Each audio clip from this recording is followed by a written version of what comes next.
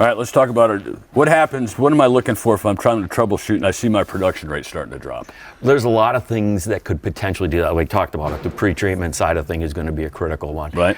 Make sure that your pump pressure, there's sometimes it's like, the pump, for some reason they shut down the system, they disconnect the power, and all of a sudden the three-phase pump is rotating backwards, or especially on startup, is we'll see a lot of RO systems. People will go, hey, my RO system isn't hitting the production rate. The pump is just spinning backwards. You just got to switch the wires around and make sure that the pump is spinning the right way on a three-phase pump. Temperature, water temperature is a critical part of an RO system in the production rate. And the interesting thing about water is people always say, well, there's cold water membranes or this or that. There's actually a higher pressure membrane you can use, but there's not, quote unquote, a cold water membrane.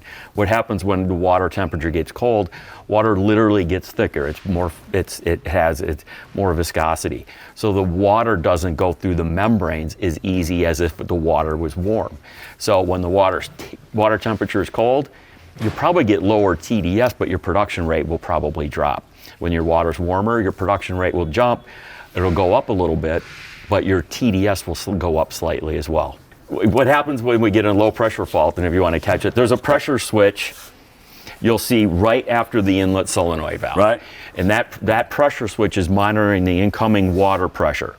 And when that pressure switch sees 9 psi or lower for 10 seconds, the system will shut down. And again, it's just there to protect the pump. The system will try to restart itself. It'll think it'll try to restart itself 6 different times. Each time the space between it trying to restart is a little bit longer. But after the 6th time, it'll just shut down and say, look, we got a feed water pressure issue. We're going to shut down. Someone's got to come take a look at this before we start up again.